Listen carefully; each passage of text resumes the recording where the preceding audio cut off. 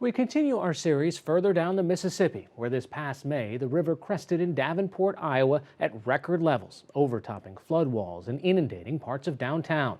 Davenport, the largest of the Quad Cities with about 100,000 people, is no stranger to flooding. The latest round has reignited a debate about how the city, the largest on the Mississippi without a permanent flood wall or levee system, should protect itself from future rising waters. NewsHour Weekend's Christopher Booker has the story. Front Street Brewery first opened its doors in 1992. Did you like the Raging River? A year later, it introduced its Raging River IPA, a fermented reminder of the historic Midwestern floods of 1993. But tonight, this beer is being poured in recognition of a more recent battle with the Mississippi River. Inside the main floor of the restaurant building, we had about 18 inches to 2 feet of water. So in here, there was 2 feet of Yeah, water? where we're sitting right now, there was about 2 feet of water. Front Street's co-owner Tim Baldwin says the water came in a matter of minutes when a section of the temporary flood wall assembled to hold back a swollen Mississippi River slipped.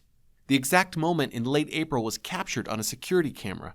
We ran, of course, got some things we deemed important, and by the time we were done rounding all that up, we found ourselves in the back of our building in our parking lot standing in nearly crotch-deep water. It was that fast? It was that fast, yeah. By the time the Mississippi crested, a few days after the breach, the river in Davenport was 22.7 feet, the highest level ever recorded, and more than 4 feet above what is considered the level of a major flood.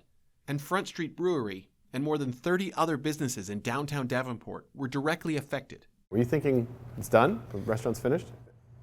No, I didn't think that the restaurant was finished because, you know, we know the history of this place, and we know that in 1993, the exact same thing happened. So it was, you know, okay, we'll just have to deal with it tomorrow. Flooding has always been a part of Davenport, but things have changed. Of the city's 15 largest floods, 7 have been since 2008. The increased frequency of floods, including this spring's breach, has reignited a debate about how Davenport should protect itself from the river. There are people immediately when it happened said, put up a wall. Frank Klipsch is the mayor of Davenport. We've had a long-term position in the community that we want to embrace the river and not try to fight it. Davenport is the largest city on the Mississippi without a permanent flood wall or levee system. Rather than build a permanent barrier, the city invested in a temporary flood wall built from metal mesh containers filled with sand, called HESCOs. The city has also expanded green space by buying out low-lying properties, creating a buffer zone that is designed to flood and hold water as the river rises.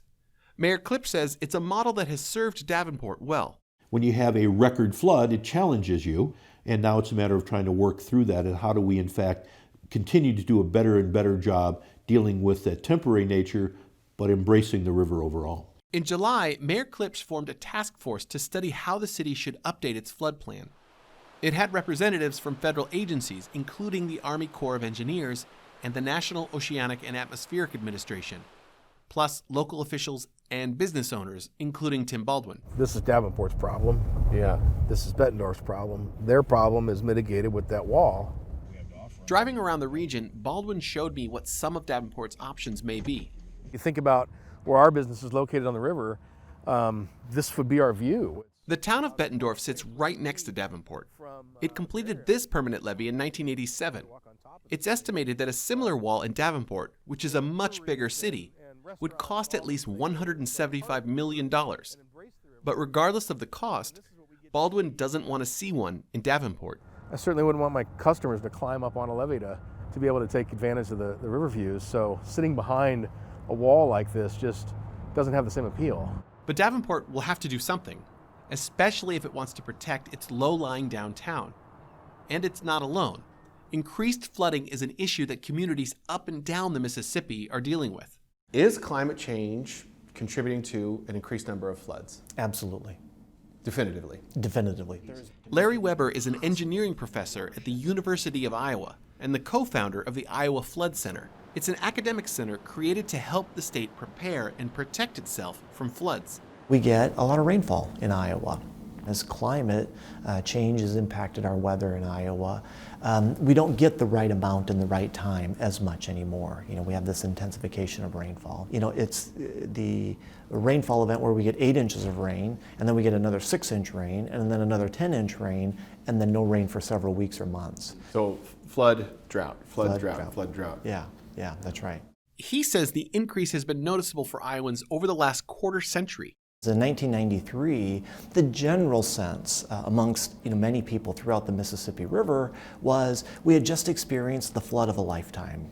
We experienced the 500-year flood, and so we wouldn't expect to see an event like that again. Lo and behold, though, we've seen many more 500-year floods. Yeah, in 2008, people were surprised when the Iowa and Cedar River basins flooded again at levels that were equal to or much greater than 1993.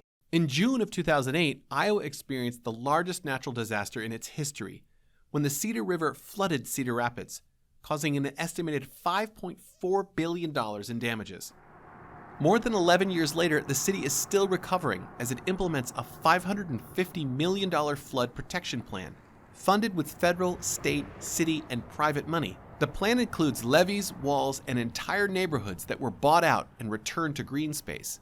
The cost and timeline of Cedar Rapids' recovery is not lost on officials in Davenport. It takes that long to plan, and it takes that long to get the proper funding in place. So it's not a quick proposition, unfortunately. Nicole Gleason is Davenport's Director of Public Works. She's responsible for implementing the city's flood plan, including the placement of temporary barriers.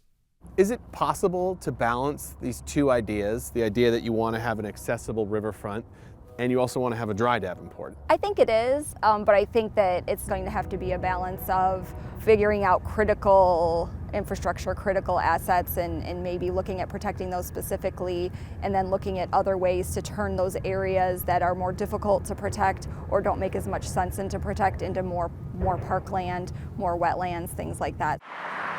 But figuring out how to balance protecting different parts of Davenport's 9-mile riverfront and who should bear the cost could be a contentious process with so many stakeholders.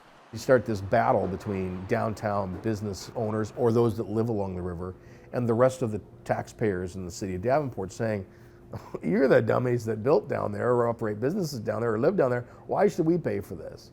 And on the surface, that's probably a natural reaction and probably some accuracy there. But what people don't think about is that this flood mitigation is a problem for the entire city. And Baldwin concedes that permanent flood protection for Davenport might mean retreating from the river. If the city and FEMA came in and said, this is what we need to do, we wouldn't have had a lot of pushback. If they said we need to buy your buildings and buy your buildings and tear them down, certainly we'd want to be compensated appropriately, but we wouldn't have pushed back on that because it seemed to be the right thing to do. There's other places we can operate from, right? But for now, this pub remains on the riverfront, celebrating a grand reopening 7 months after it was flooded.